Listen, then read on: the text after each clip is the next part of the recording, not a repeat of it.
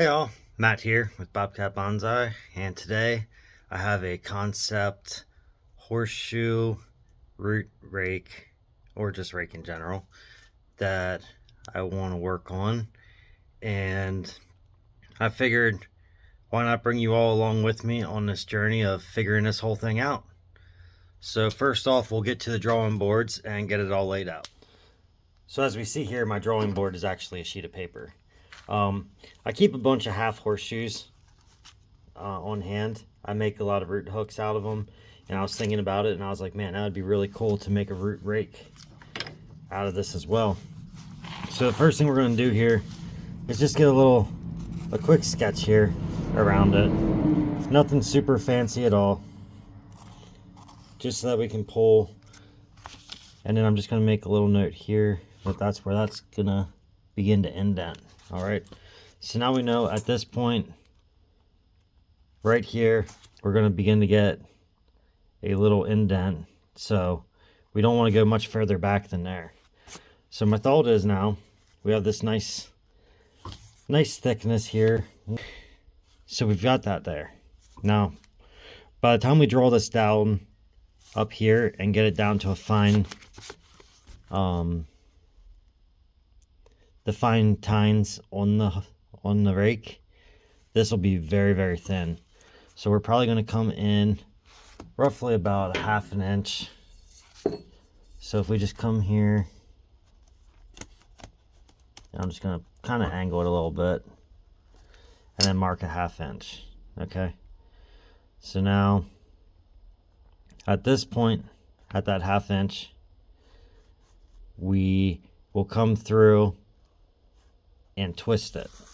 So now what we're looking at is it's going to come like this, hook around the bottom, come up, then it's going to come in and then come out roughly 1/2 inch right there. All right, so then we'll still have this little guy that's going to be moving around through here. There we go, let's complete it on that one. Not that any of that's necessary, but once we get that to this point right here, we're then going to flatten this out, and as we're drawing it, that's when we're going to begin to get it to come out and flat, and we're going to bring it to a point. Okay, so once we get these points in, then we're going to come in with the top view. So now we've got this point right here, and then we'll just put a little detail mark there. So now we're thinned out all the way across there. So then we're gonna have to come in with a chisel and notch just a few little notches in here. And what that's going to do is let us end up making the rake tines itself. Once that's done, we'll simply just take it and bend those down at a slight angle. So then we'll finish with the shape a little bit more like this. Ignore that though, there won't be a line there.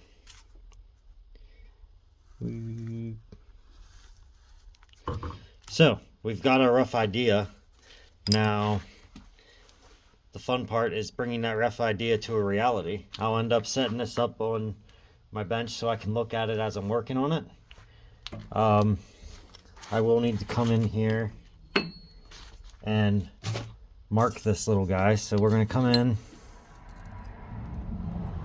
and let me grab a Sharpie real quick.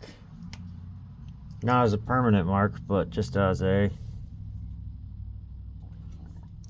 temporary. I'm going to mark that one right there. All right, so now we know exactly where that has to be at. So when we heat it up, we'd lose that Sharpie mark. So we're just going to come through real quick and just set that mark in place with a little chisel here. All right, so we got the forge all fired up now, and I'm working my way over there to get the horseshoe put in. So first goal here, let's go ahead and get the horseshoe put into the fire.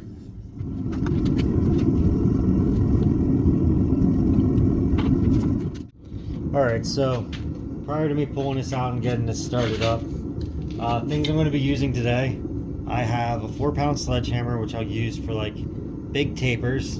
For the most part, I try not to swing this too much because my elbow will actually get sore from that one.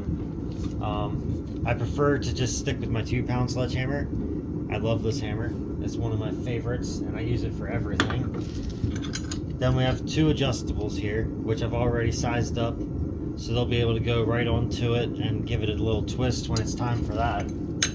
But I've kind of changed my mind and decided that on the front edge of it, I'm going to draw that out instead of, I'm going to draw it out a little bit prior to me coming in and doing the twist.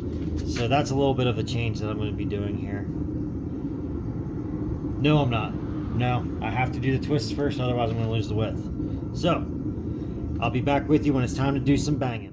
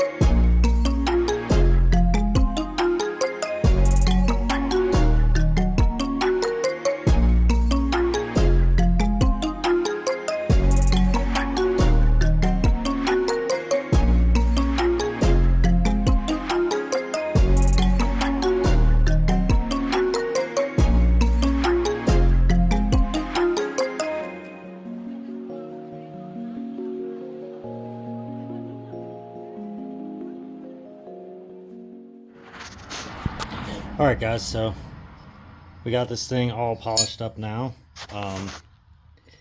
We leave some of the darker colors on because I think it looks nicer.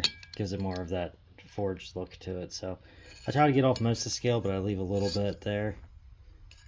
That means that it would end up needing to be cleaned a little bit more often, but the next step is going to be setting it back inside the forge so it can gain a little bit of color back to it. And then after that, we'll go ahead and clear coat it. Alright, I'll be back with you when it's time to paint.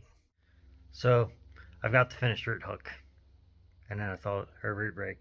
Sorry, not root hook. This one's root rake. And I thought to myself, I was like, I could show you guys this. It's in my hand. It's like 1 inch away from the camera right now. It was in the camera. But, I'm not going to show it to you. If you want to check it out, head over to Gav from Not Another Bonsai channel and watch his video of his unboxing and check out what he's got. Alright, hope you enjoyed the video. If you did, give it a thumbs up. If you enjoy my content, subscribe to my channel. And if you really enjoy my content, hit the bell notification so you get notified every time I release a new video. Thank you.